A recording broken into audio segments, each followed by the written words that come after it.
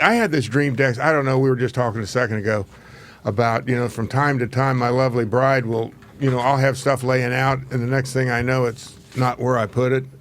Because I'll be the first to admit, I'm a slob. I leave stuff here. I mean, you go down to my shop and you look.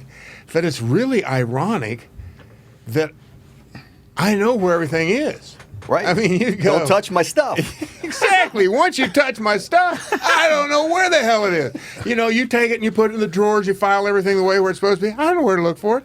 But where I last left it, go, okay, I know where it is. So I had this dream this morning. It's just so weird. It's so real, too. I have a squash blossom necklace. And that's a necklace that's made in the Southwest by some of the Native Americans out there. I think that like the Hopi and the Zuni and I think the Navajos, they make it with silver, sterling, and turquoise jewelry.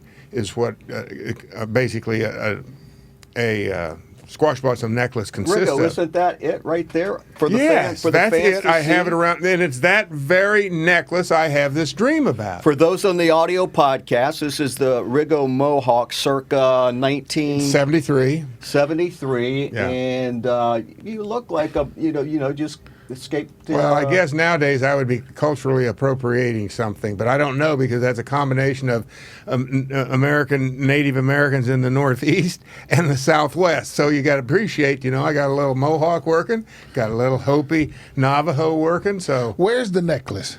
Well, that's where we're leading. I'm leading up to the necklace. Actually, we got it out the other day because somehow I think Coco saw it and said, "Where is that?" And I said, "Well, where is it?" And said, "Well, it's in the safe." So we went. We got it in the safe. And what happened years ago? That's 1973. Probably not long after that photograph was taken. Probably 6 to 8 months, maybe a year. There's a chain that all those little beads and all of that stuff is connected to. Obviously. Looks very intricate. Yeah.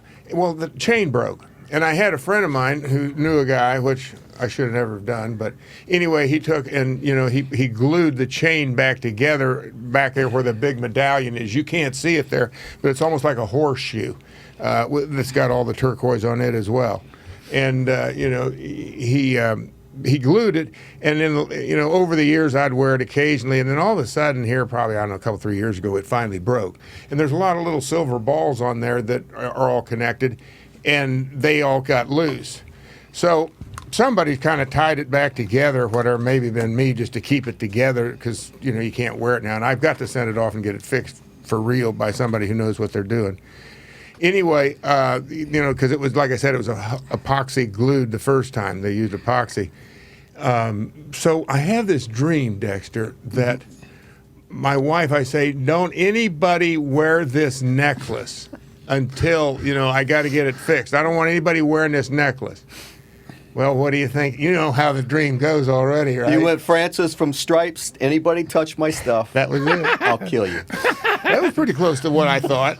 And it probably goes back to a recent episode of Peaky Blinders that I saw. But anyway, sure enough, there's my lovely wife wearing the necklace.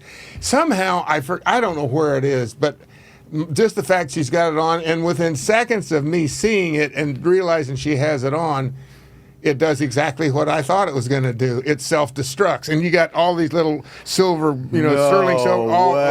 Oh, this was the dream, though. This is the dream. Oh, this is the dream. Okay. And in this dream, I got to talk to Dr. Ed.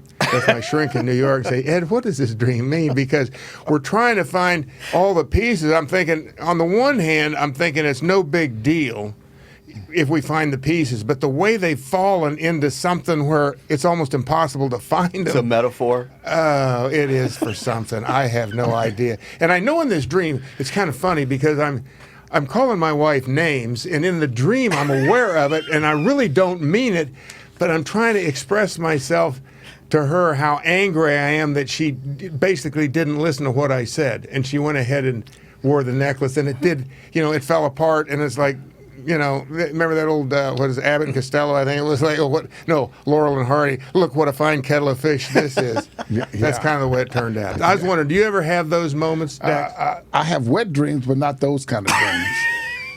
At your age, what's your diet consist of? After the show, Dex, we got to talk.